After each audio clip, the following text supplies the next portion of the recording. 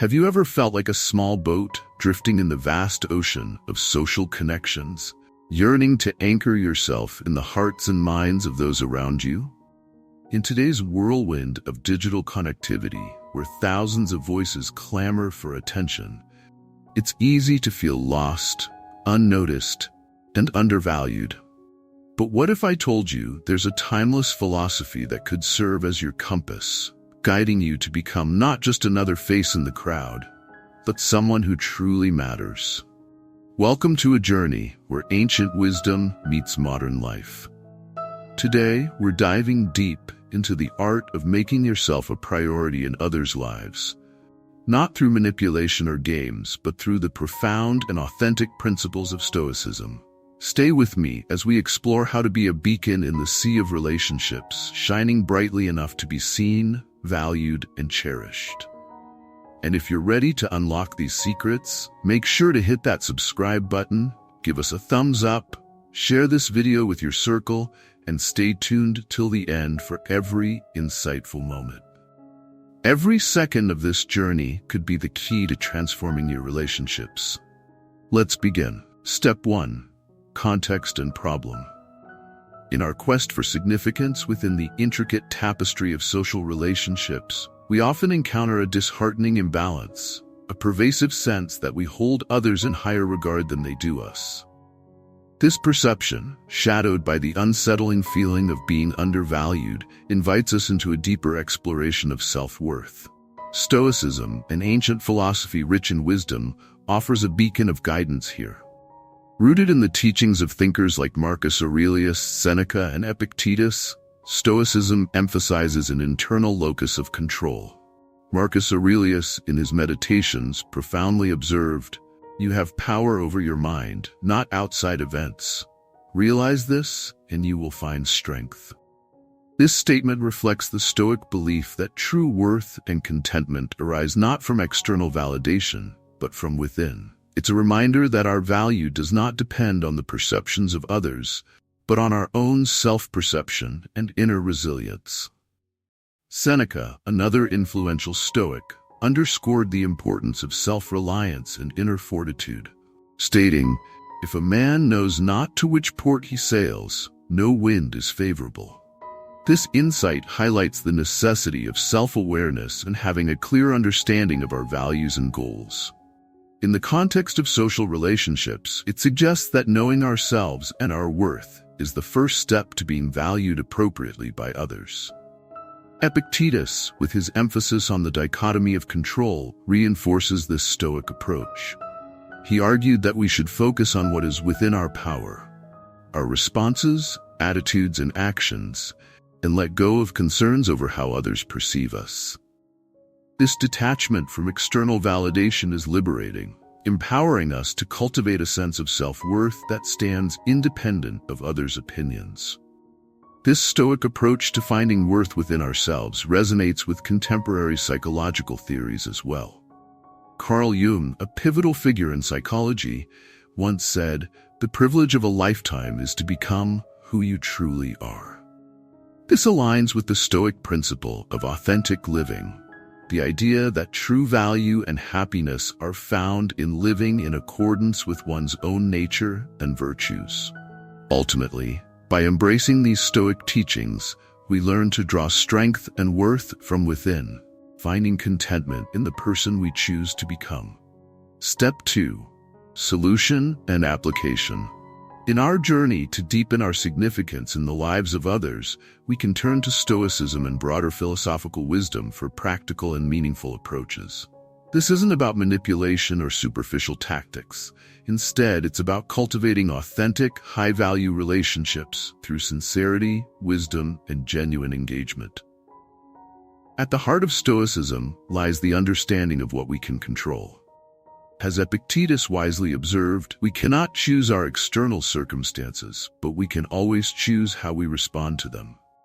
Applied to relationships, this means focusing on our actions, reactions, and the authenticity of our interactions. By bringing intention and presence to our relationships, we naturally enhance the quality of our role in others' lives, making it more likely for them to truly value and appreciate us. Marcus Aurelius highlighted the importance of being authentic. He advised, waste no more time arguing about what a good man should be. Be one.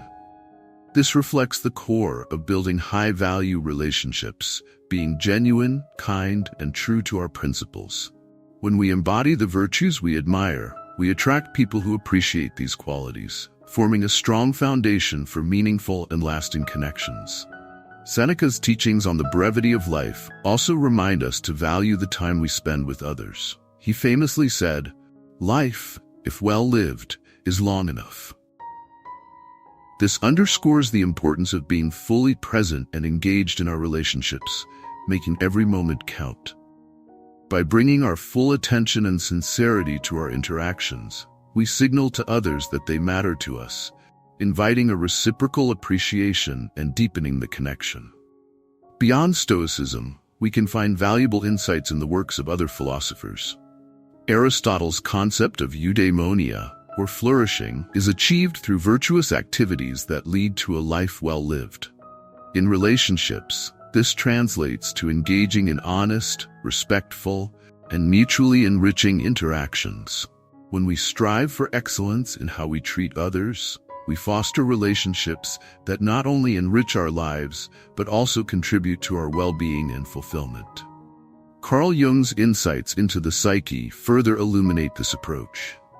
He believed in individuation, the process of becoming aware of ourselves and our surroundings.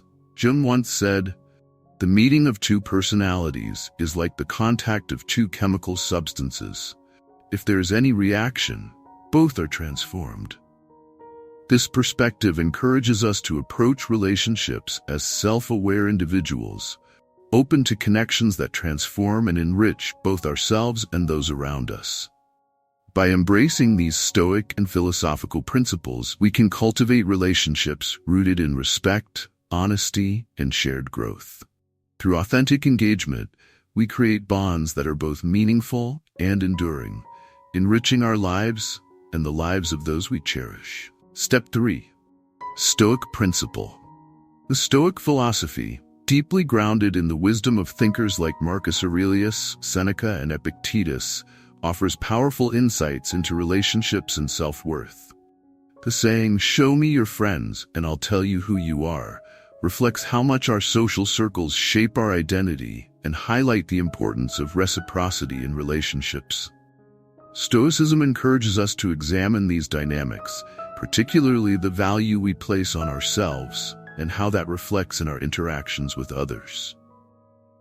Marcus Aurelius, a prominent Stoic and Roman emperor, emphasized self-reflection and understanding one's value within relationships.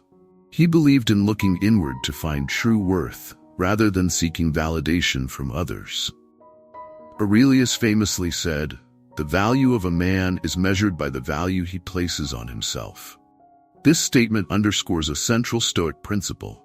Our self-worth should not depend heavily on others' opinions or priorities, but instead should be rooted in our understanding of our own value and contributions. Seneca, another key Stoic figure, also spoke about balancing our social nature with personal independence. He advised, "Associate with people who are likely to improve you." This implies choosing relationships that are mutually beneficial and uplifting, rather than those where we may feel undervalued. Seneca's guidance suggests that neediness or dependence on others for self-worth can lead to unfulfilling connections. Instead, we should seek relationships that encourage mutual growth and respect. Epictetus, known for his teachings on control and acceptance, echoed this sentiment. He said, "We cannot choose our external circumstances, but we can always choose how we respond to them." Applied to relationships, this means acknowledging that we may not always be a priority for others, and that's okay. What we can control is how we respond to this reality and how we choose to value ourselves within these dynamics. These ideas are also echoed in Western philosophy and psychology. Aristotle's concept of the golden mean emphasizes the importance of balance. In this case, finding equilibrium between valuing oneself and valuing others in relationships. Carl Jung, a prominent psychologist, emphasized individuation, the process of understanding and integrating aspects of oneself, which leads to personal growth and healthier relationships. In exploring these Stoic principles, we see a path towards self-worth that doesn't rely on others, but is grounded in our internal values and actions. By cultivating a balanced approach to relationships, we can foster connections that are both enriching and enduring. Step 4. Practical actions. In the journey to be more valued within our relationships, Stoicism provides a pragmatic and dignified approach focused on managing our presence and availability. This ancient philosophy, enriched by the insights of thinkers like Marcus Aurelius, Seneca, and Epictetus, offers us guidance on navigating social interactions with grace and intentionality. Marcus Aurelius, a Stoic philosopher and Roman emperor, emphasized the importance of valuing one's time and presence. He taught that time is one of the few things under our control, in a world dominated by fate and external events. By managing our availability thoughtfully, we communicate to others the value of our time, which in turn increases our worth in their eyes. Aurelius believed in the principle of purposeful action, which involves making deliberate choices about when and how we engage with others, ensuring that each interaction is meaningful. Seneca echoed this sentiment, advising that we should be selective with our company and time. He suggested that by occasionally withdrawing our presence, we allow others to appreciate our value more fully. Seneca wrote, "True happiness is to be free from the yoke of our own desires, and to be able to relax and lay aside our anxiety." This freedom includes not succumbing to the need for constant validation and recognizing the power of absence in enhancing our relationships. Epictetus, a Greek Stoic philosopher, emphasized the importance of focusing on what we can control. He said, "Only the educated are free," suggesting that true freedom comes from understanding and managing our own time and attention. In relationships, this means we can control our availability, asserting our freedom and self-respect. This intentional approach often leads others to value and respect us more. Western philosophy and psychology support these Stoic principles. Aristotle spoke of the golden mean, advocating for balance in all things. When applied to relationships, this means finding a middle ground between being overly available and entirely inaccessible. Carl Jung, the Swiss psychiatrist, emphasized individuation, a process of understanding and integrating one's needs and boundaries. This self-awareness fosters healthier interactions, where our time and presence are genuinely valued. Practically speaking, to be more valued by others, we can start by carefully managing our availability. This isn't about playing games or being elusive, but rather respecting our own time and teaching others to do the same. By occasionally allowing others to miss us, we create a dynamic where our presence is sought after and appreciated. Remember, it's not about controlling others or manipulating relationship outcomes. Instead, it's about managing our actions and choices with wisdom and dignity, fostering relationships that recognize and reciprocate our value. Step 5. Developing patience. In Stoic philosophy, patience is regarded as an art form, a vital skill for thriving amidst life's inevitable turmoil. This perspective, embedded in the teachings of Marcus Aurelius, Seneca, and Epictetus, holds a timeless relevance. Marcus Aurelius, renowned for his meditative reflections, viewed patience as an inner fortress. He believed that our inner peace should not hinge on external events, famously saying, "You have power over your mind, not outside events. Realize this, and you will find strength." This statement encapsulates the Stoic essence of patience, not as idle waiting for circumstances to change, but as a composed and resilient mindset that withstands whatever life throws our way. Seneca echoed similar sentiments, viewing patience as a deliberate resistance against the rushing tides of life, a way of maintaining dignity and grace under pressure. He advised, "The greatest remedy for anger is delay." suggesting that patience is an intentional choice to pause and reflect rather than react impulsively. This approach is anything but passive. It involves actively engaging with our emotional landscape, mastering our impulses, and opting for thoughtful responses over knee-jerk reactions. Epictetus, known for his practical wisdom, emphasized the dichotomy of control, teaching that, while we cannot control external events, we have complete power over our reactions. From this perspective, patience is a manifestation of this control, a serene assertion of our ability to endure and persevere.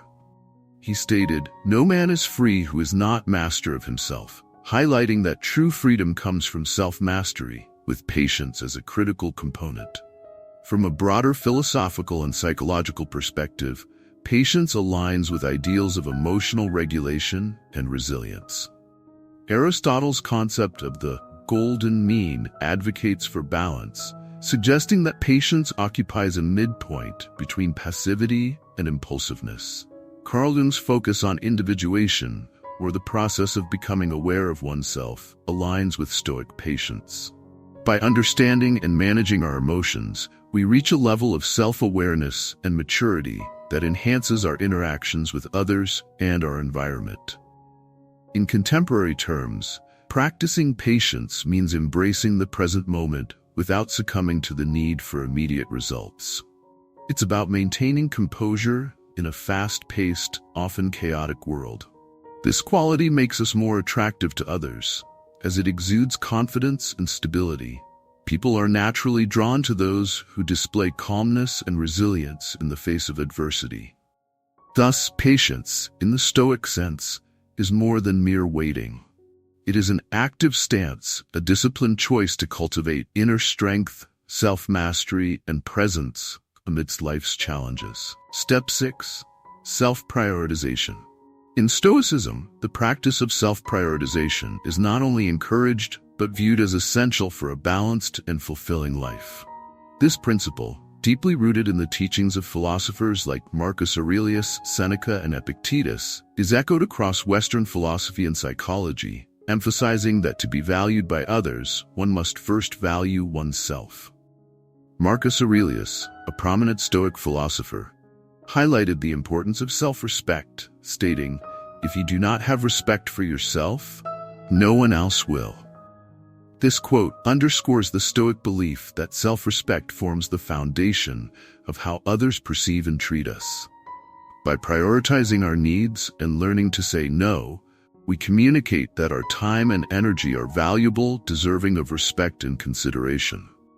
Seneca, another key Stoic thinker, advocated for the virtue of self-care. He believed that caring for oneself is essential to living a fulfilled life, famously saying, "We are not given a short life, but we make it short, and we are not ill-supplied, but wasteful of it."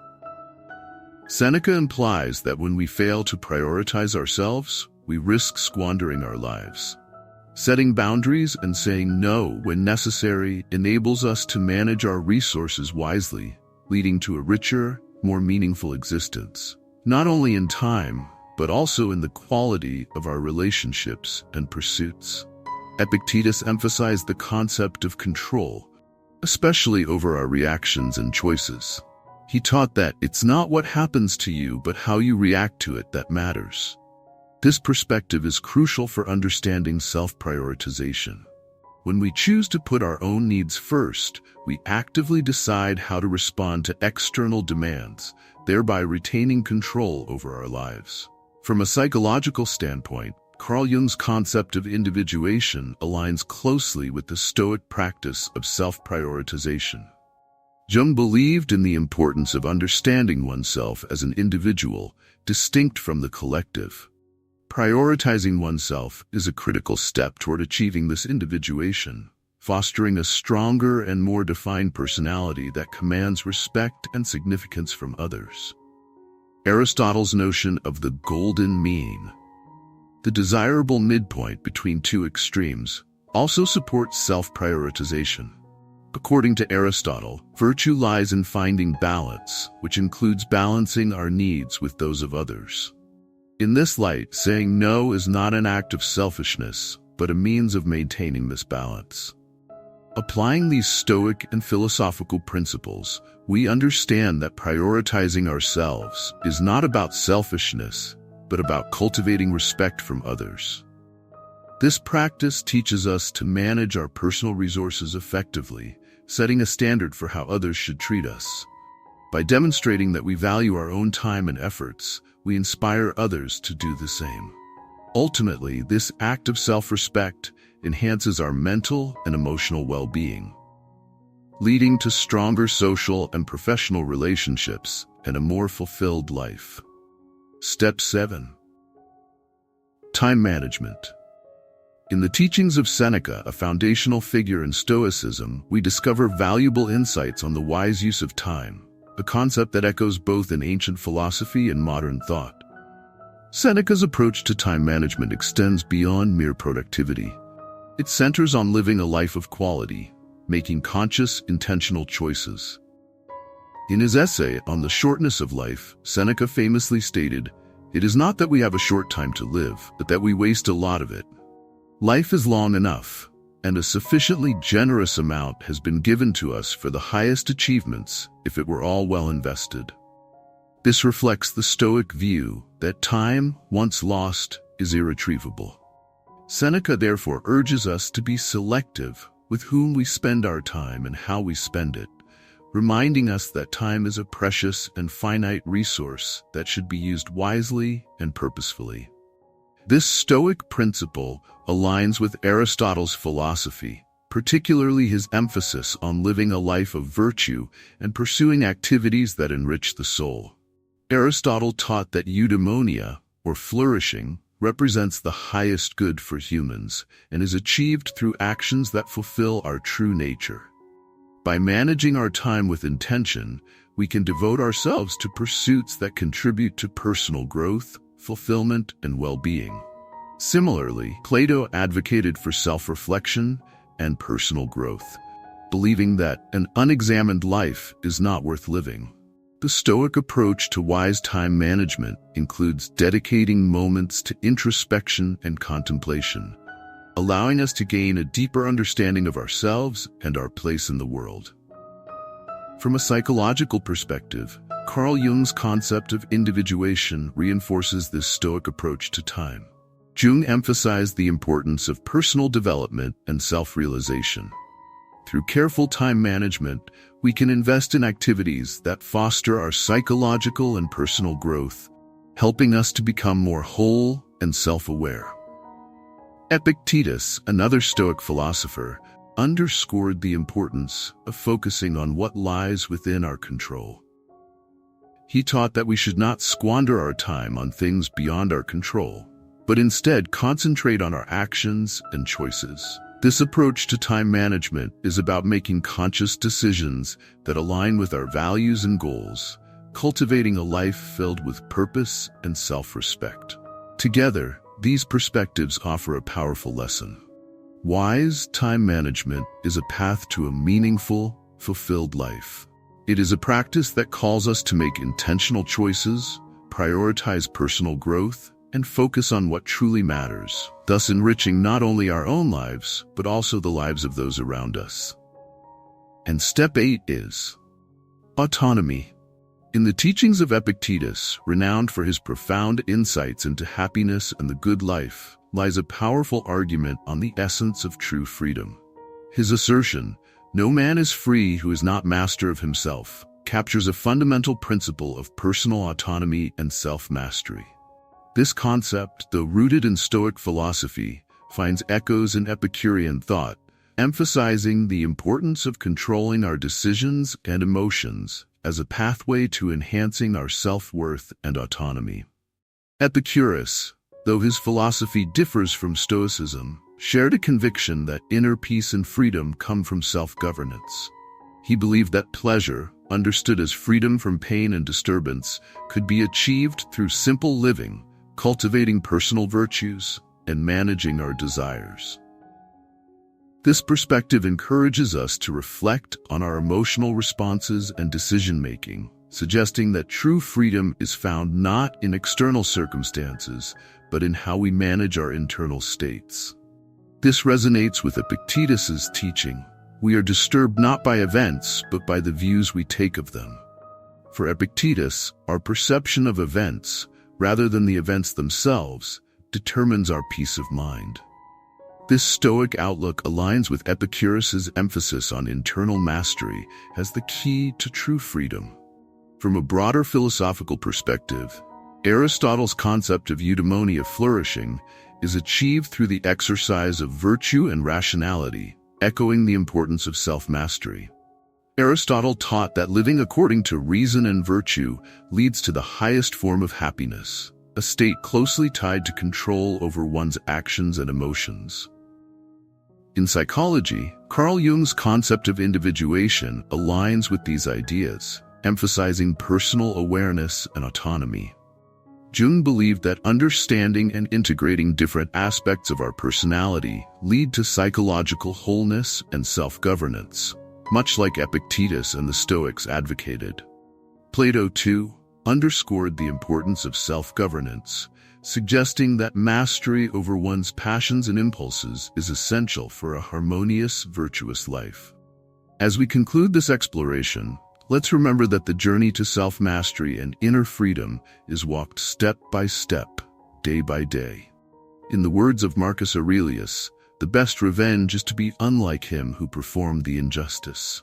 Let us strive to be masters of our own lives, not swayed by others' actions or opinions, but guided by our own virtues and wisdom.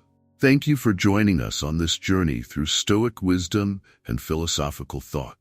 If this resonated with you, I invite you to dive deeper into self-discovery and empowerment by exploring our playlists. There, you'll find more enriching content to guide you on your path to personal growth and tranquility. Don't forget to like, share, and subscribe for more thought-provoking content. Your support helps us continue this journey together. Stay wise, stay curious, and until next time, embrace the path of self-mastery and make every moment count.